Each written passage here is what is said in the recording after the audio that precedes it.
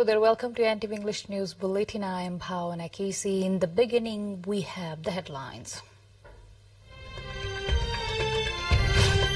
Martyrs Day being observed across the country, paying heartfelt tributes to the martyrs. Prime Minister Dahal recalls martyrs' contribution in bringing democracy. Visiting U.S. Under-Secretary Relation issues discussed. German Chancellor rules out sending fighter jets to Ukraine. Request for jets comes just days after Germany committed to supplying Leopard 2 tanks. And Brighton knocks title holders Liverpool out of the FA Cup with a 2-1 victory. Mitoma scores deciding goal in 92nd minute.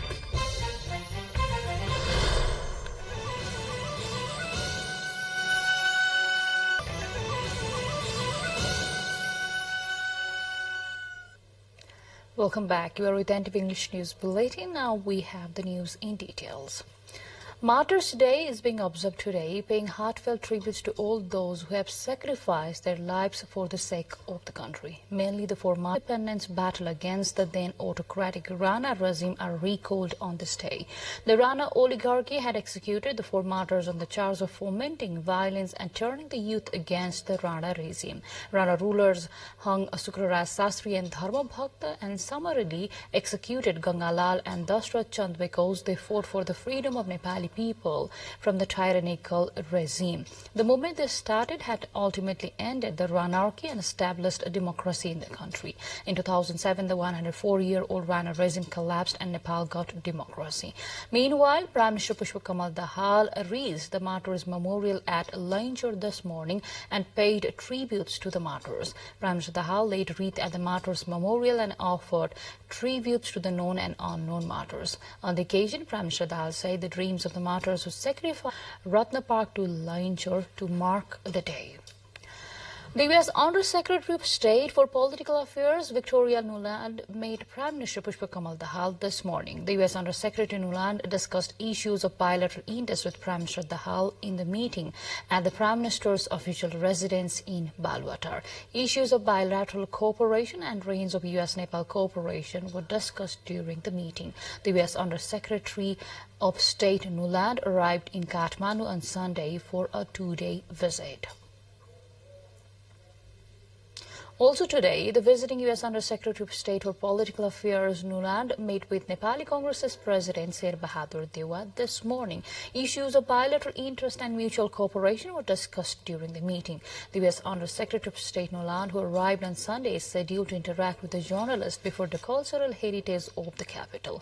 Nuland assumed office as the Under-Secretary of State for Political Affairs in U.S. State Department in April 2021. A diplomat for 33 years, he has served as the Assistant Secretary of State for European and Eurasian Affairs from September 2013 to January 2017 under U.S. President Barack Obama and Secretary of State John Kerry.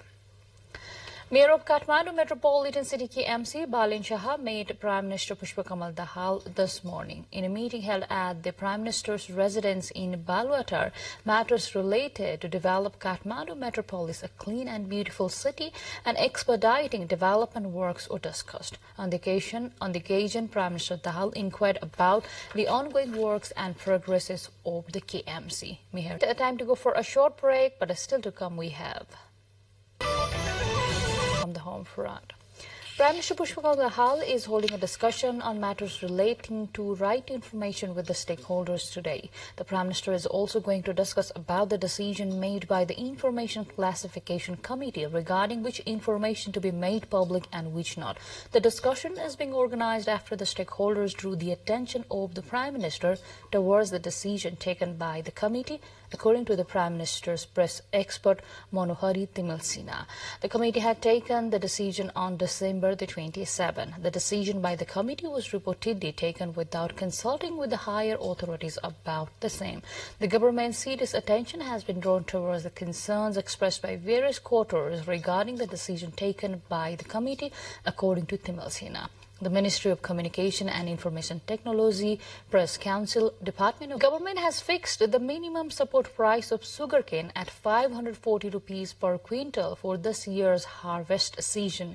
The minimum support price is the government guaranteed price for the farmers, which is set annually. The price is 20 rupees more than last year's minimum support price, whereas 70 rupees per quintal is the subsidy provided by the government. However, farmers are left dissatisfied as they say the cost of production has risen owing to expensive wages, petroleum products and chemical fertilizers. The Agriculture Ministry meanwhile ruled out possibility of revising support price despite the concerns raised by farmers being fair. Now to an international update, the German Chancellor has ruled out sending fighter jets to Ukraine just days after committing to supplying tanks. In an interview with asked allied nations to create a fighter jet coalition to bolster their capabilities, the US said it would discuss the idea of supplying jets very carefully with Kiev on Thursday. Skop said his focus was on the delivery of German-made Leopard 2 tanks. On Wednesday, Germany committed to supplying 14 of its Leopard 2 tanks to Ukraine after weeks of pressure from allies. You are watching NTV English News Bulletin. Time to go for another break, but still to come we have.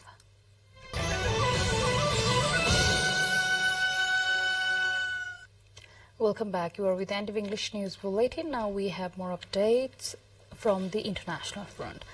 Of wrongdoing by short seller Hindenburg Research. In a document which runs to more than 400 pages, Adani Group says the report is calculated attack on India.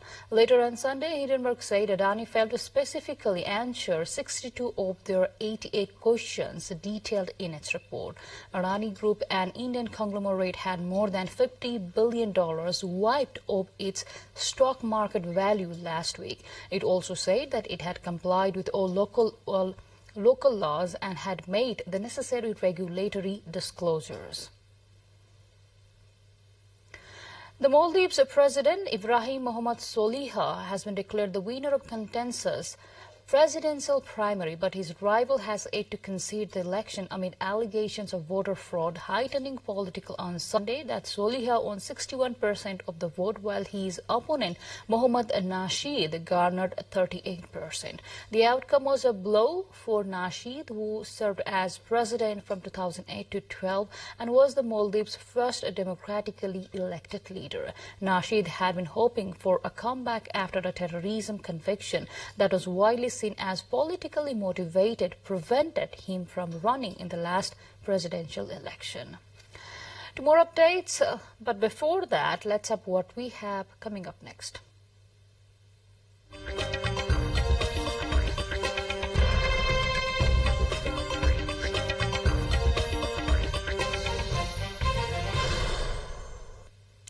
Now to sports.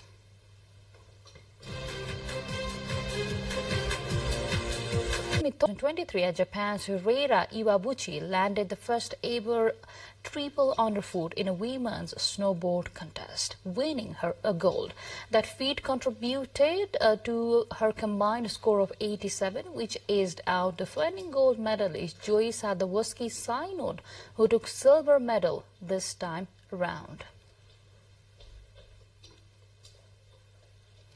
Well, with this update, we come to the end of this English News Bulletin. But before we say goodbye, let's have a quick reminder of the major stories. Martyrs' Day being observed across the country, paying heartfelt tributes to the martyrs. Prime Minister of the Hal recalls martyrs' contribution in bringing democracy. Visiting U.S. Under-Secretary of State for Political Affairs Nuland meets Prime Minister Dahal and NC President Dewa. Rains of Ukraine request for jets comes just days after Germany committed to supplying Leopard 2 tanks. And Brighton knocks title holders Liverpool out of the FA Cup with a 2-1 victory. Mitoma scores a deciding goal in 92nd minute.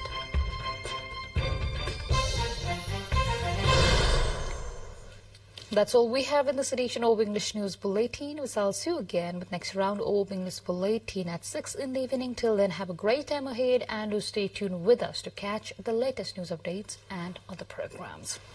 Namaste.